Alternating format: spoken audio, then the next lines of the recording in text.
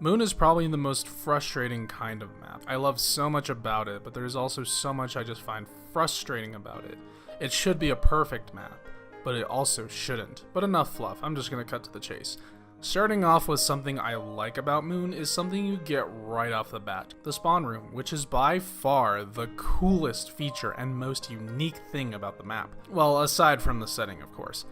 No Man's Land is a very fun feature. Because of No Man's Land, you can do things like get Juggernog and Pack-a-Punch on round 1. Or you can just get as many points as you want. You can even make a whole game about No Man's Land and just see how long you can survive in here. It's such a fun, chaotic feature that is completely removed from the rest of the map, and I think it's amazing. No Man's Land takes place in Area 51, which again is such a wacky, out there thing, but also a missed opportunity. I feel like a lot more could have been done with the location of Area 51, and it's a shame that to this day we have seen nothing else about it. Now once you get to the actual moon via a teleporter, the normal zombies action begins, but once again something is off.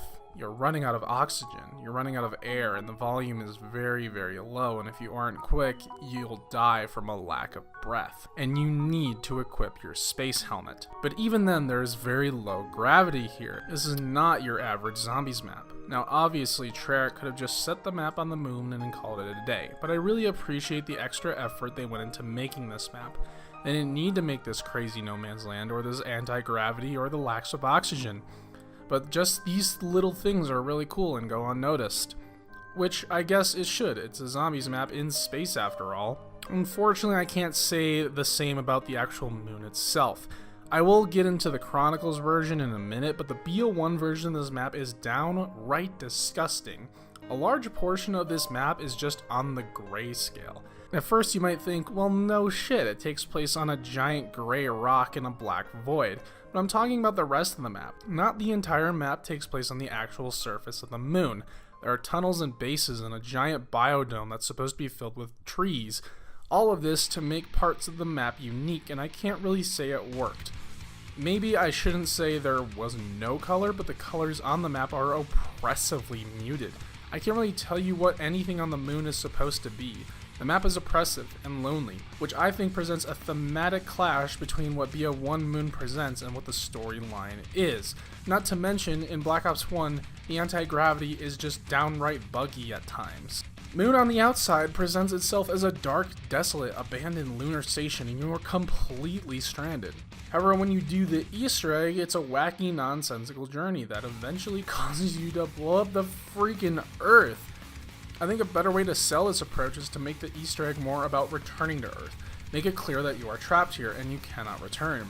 However, the Easter egg steps are Maxis and Samantha deceiving you, convincing you this is how you do return to Earth, but instead you are setting up the rockets to nuke the planet. This would also set up the Victus maps even better and make more sense with the voices in your head.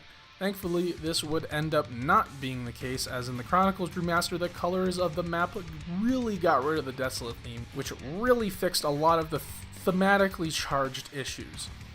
Moon is probably the map that warranted and benefited the most from a remaster, and I'm glad out of any map this got the treatment. I would say the issues fixed in Chronicles raised the map a whole letter grade. The Chronicles remaster fixed a lot more than just graphics. It made the Easter egg soloable. The Gobblegums help a lot of steps in the Easter egg that are just pure RNG. However, I think one of the biggest mistakes they made is not being able to hold the hacker and the helmet at the same time. This was possible to do, but only because of a glitch. I thought in BO1 this was just a coding oversight, but in Chronicles they doubled down on this decision. I never understood why this was the case, and there are just some weak cases to be made against it. Leviathan, the custom zombies map, throws any of those arguments out the window. This is such a bad decision I couldn't help but excuse it as an oversight, but again, Treyarch had every opportunity to correct this in Black Ops 3, but again, they did not do it. On a positive note, I think the hacker was a super interesting tool. You can do so many weird things with it. You can open doors for really cheap, sell perks, respin the mystery box, and sell your weapons to other players. You can give points to players, you can hack power-ups to get a max ammo. The list goes on, and it's one of those things in zombies where it sounds ludicrous, but it actually works. In general, the hacker was a great idea, but poorly executed, and future iterations would prove how great it could be. To round out the goofy things that go on this map, we have two more things I really enjoy. The wave gun is probably one of my favorite wonder weapons of all time.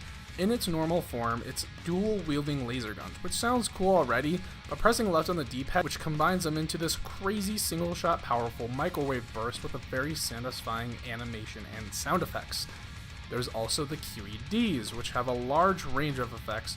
However, unlike the hacker, the QED effects are random and can range from killing zombies to killing you. I've played Moon a lot, and a lot of these effects I have never even seen. Most of the time, it's the normal grenade-esque effect, but sometimes the essence of David Vonderhaar and Jimmy Zielinski will just pierce through your screen. So, two pretty cool and unique weapons of the map. Also, the Gersh device is back, so that's also pretty cool. Now let's get into the nitty-gritty, the Easter egg. Aside from RNG, this is probably one of my favorite Easter eggs. To start, it's pretty simple and already interacts with the map. After turning on power, you need to go over to this set of computers and do a game of Samantha Says. Just interact with the computers in the order the game tells you.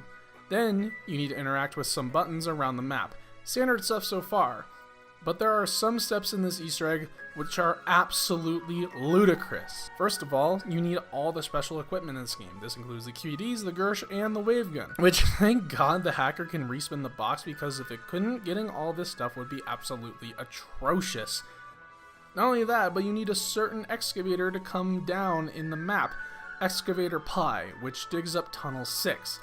And the 3 excavators don't rotate either, so if you are actively hacking the drills, you may never get Pi. Waiting for Excavator Pi is probably one of the most agonizing things to ever occur in a zombie's Easter egg. You can be in almost the 30s before this occurs. This is just plain ridiculous considering what the next steps are. Now, this really doesn't make any sense. One of the steps is you need to go to Area 51 and throw a Gersh at these plates. This will teleport them to the Area 51 teleporter, which you will need to use to make them go back to the moon.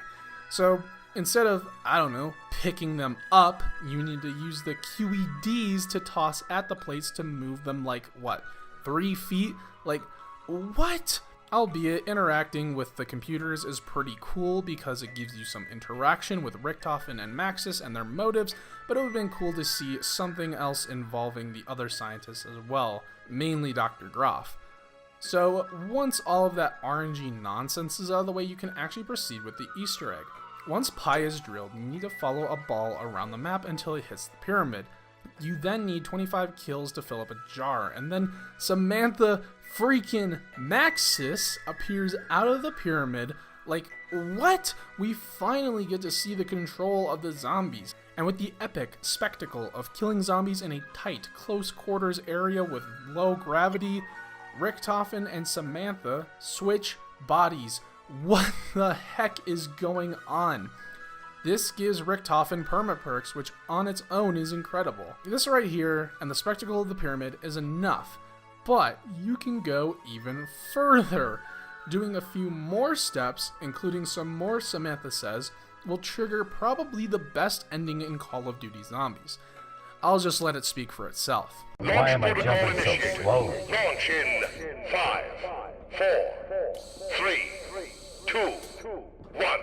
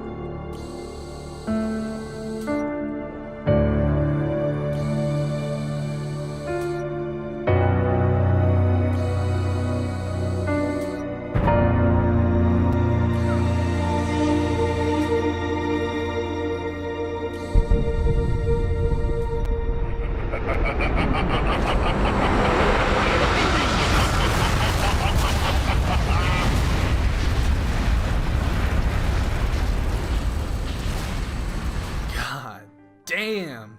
So you blow up the freaking Earth. This is both an incredible cliffhanger and a cool ending, as we saw throughout this season of how Richtofen executed his grand scheme. This right here is how you leave players wanting more. So I think to end this off, I left out one very important detail. You see, every map thus far in BO1 has had a special enemy. In Kino, it was the Nova Crawlers. In 5, it was the Nova Crawlers. In Ascension, it was the Monkeys. In Call of the Dead, it was George. In Shangri-La, it was the Monkeys again. And in Moon, you would think it would be some Space Monkeys. Or maybe even better, because it's Samantha, it's the dogs. But nope. God damn it, it's those fucking Nova Crawlers again. Are you kidding me? Luckily, they're only in one portion of the map, but that part of the map is a tight bottleneck. Combined with low gravity and the fact that they can somewhat seemingly teleport, now makes these crawlers the worst yet. But we have bigger fish to fry. The astronaut on Moon is the purest definition of cancer. He gains more health the more times you kill him, he teleports you, and he can nearly kill you. He never ever goes away, no matter how many times you seem to kill him, and he always just seems to be just right in that doorway. Like, God, it's so annoying. And the worst thing is, when you kill him, he doesn't drop anything. George Romero at least has the courtesy of dropping a Wonder Waff and a perk, but you know what? The worst thing of all, he takes your perks. If you accidentally turn a corner and you don't kill him fast enough, he will grab you and take one of your perks. That is absolutely insane. One of these perks, by the way, can be Juggernog, which, by the way, is on Area 51. So if you bought Juggernog on your last trip, you might need to wait for the teleporter, go to Area 51, teleport back, wait for the teleporter again, and finally go back to Area 51 and buy your perk. The whole process takes a long time, and on BO1 in the 2-hit system, it can absolutely be a potential game over.